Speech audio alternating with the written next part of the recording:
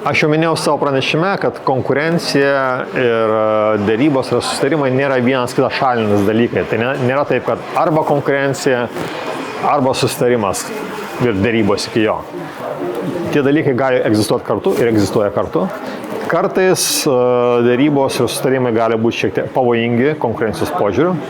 Ir ypatingai aš išskirčiau gal tuos atvejus, kai žmonės derasi ir galvoja, kad kol mes nesusitarėme, tol nieko blogo būti negali.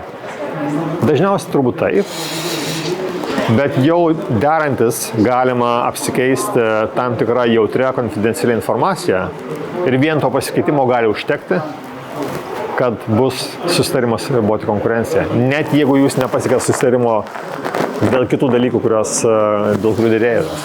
Tai tą, manau, yra svarbu akcentuoti ir nemažai žmonių to net nežino.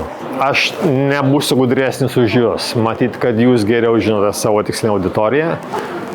Aš rekomenduočiau bet kam, kas domisi dėrybomis. Aš pats, tiesą pasakius, esu santykinai naujokas šitoje srityje. Ir kai mes kalbėjome prieš tai, pats visai neseniai išklausiau paskaitą apie dėrybas.